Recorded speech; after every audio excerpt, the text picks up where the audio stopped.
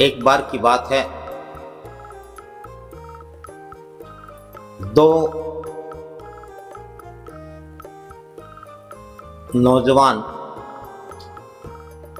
आपस में पक्के मित्र होते हैं, सच्चे मित्र होते हैं।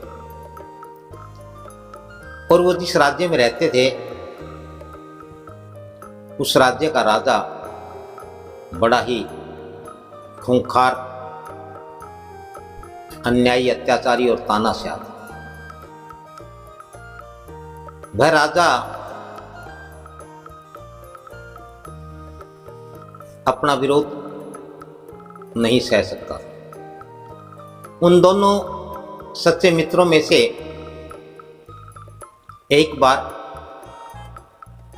किसी बात को लेकर के राजा का विरोध आरंभ कर दिया और उस राज्य में एक व्यवस्था थी कि जो राजा का विरोध करे वह राजमहल के बाहर एक घंटा जो बांधा हुआ था उसे जाकर के बजा दे, तो इसका अर्थ था कि उसे राजा की किसी बात से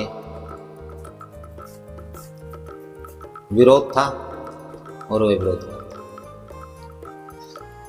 राजा के अन्याय, अत्याचार और राजा की मनमानी के आगे लोग इतने बेबस हो गए कि किसी में भी राजा का विरोध करने की हिम्मत नहीं रही। जो भी विरोध करता राजा उसे या तो कारागार में डाल देता या उसे फांसी लटका देता। राजद्रोह क्या है। तो उन दो सच्चे मित्रों में से एक मित्र ने राजा का विरोध किया, सिपाहियों ने उसे पकड़ लिया, राजा के समक्ष पेश किया। राजा ने कोई सुनवाई नहीं की। राजा ने एक ही आदेश दिया, इसे फांसी दे दी जाए।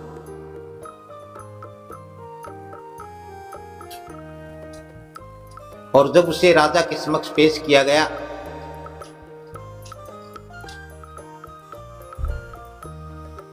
उसे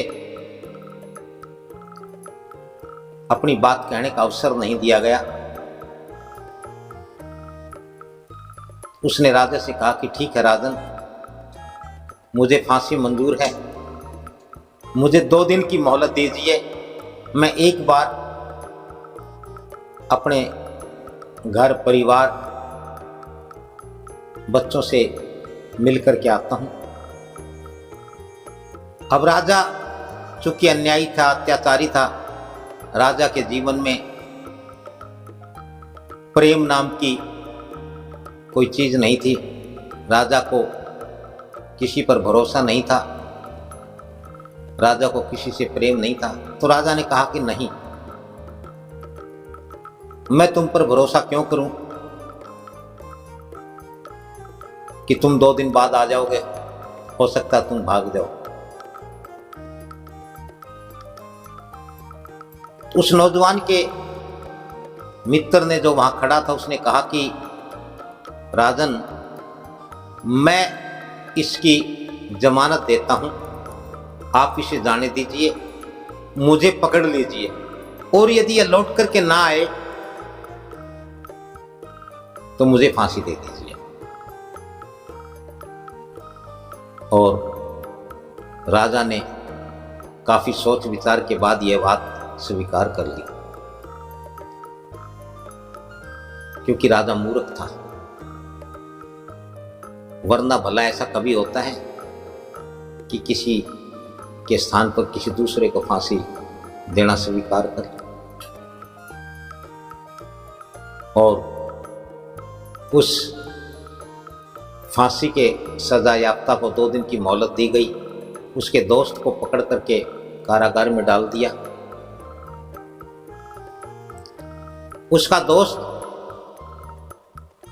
जो अपने मित्र के स्थान पर उसकी 2 दिन की मोहलत के बदले कारागार में था, वह बार बार बराबर परमात्मा से प्रार्थना करता रहा कि हे प्रभु, हे भगवान, मेरा मित्र लौट करके ना आए और मुझे उसके बदले फांसी हो जाए।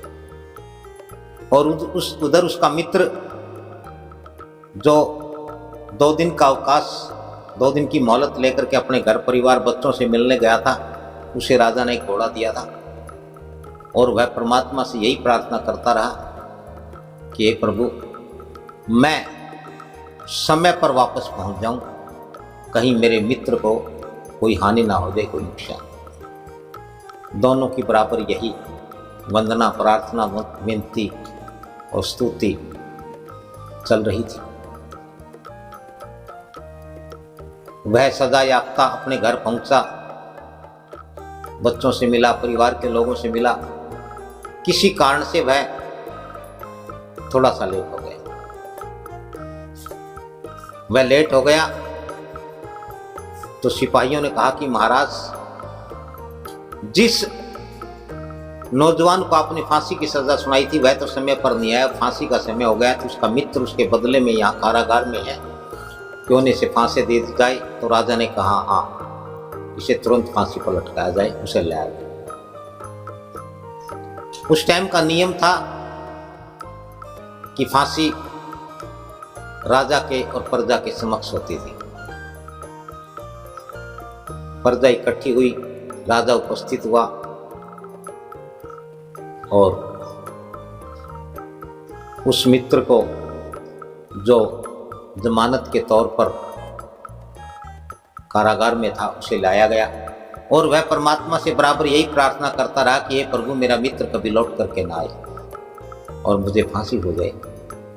और उधर से वो जो उसका मित्र जो लेट हो चुका था, वह रास्ते में बड़े ही कठिनाइयों से, मुसीबतों से टकराता हुआ वह भागम भाग कर रहा था, दौड़ रहा था कि ये भगवान, मेरे स्थान पर मेरे मित्र को फांसी हो जाए। और इस प्रकार से यह जद्दोजहद दोनों की चल रही थी। उसके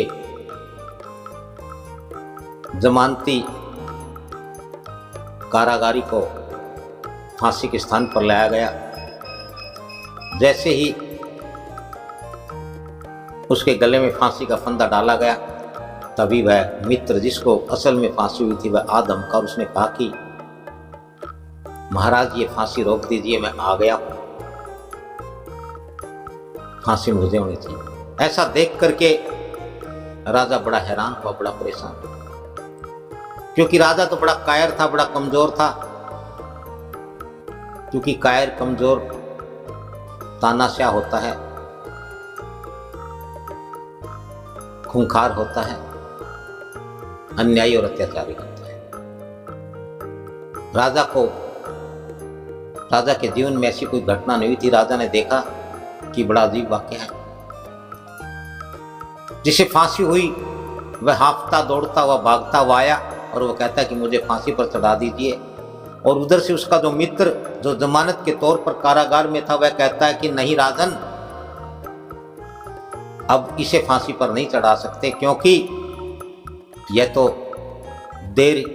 लेट हो गया है, देर हो गई है, इसका फांसी का समय निकल चुका है, अब तो मुझे ही फांसी पर चढ़ाए। और वो कहता है कि नहीं, अगर आप मेरे बदले इसको देंगे तो यह अन्याय होगा और इस पाप का, इस हत्या का दोषी राजा होगा। और दोनों का वार्तालाप सुन करके राजा बड़ा विचलित हुआ, बड़ा अचंभित हुआ। और दोनों जिस प्रकार से एक मरने के लिए तैयार आतुर हैं,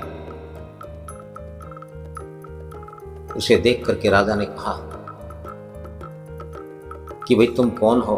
तो उसने कहा कि जी हम दोनों सच्चे मित्र हैं। यहां जान की परवाह नहीं होती, जान की कोई कीमत नहीं होती, क्योंकि सत्य के समक्ष सब कुछ फीका है, किसी चीज का कोई अर्थ नहीं है। और राजा ने जब उनकी ये बात सुनी, उनकी वार्ता सुनी, उनका हाल देखा, तो राजा ने जिस युवक को फांसी होनी थी उससे कहा कि जाओ, तुम्हारी फांसी माफ की जाती है। तुम्हें फांसी नहीं होगी और आज से तुम दोनों इस राज्य का राज दरबार का हिस्सा बनकर के रहो। इस कहानी से ये एक सत्य घटना है।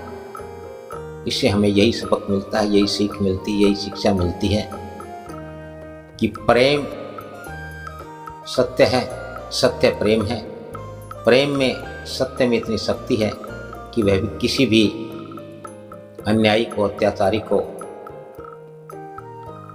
किसी तानाशाह को पिघला सकता है, बदल सकता है। इसलिए प्रेम करें, सच्चा प्रेम करें।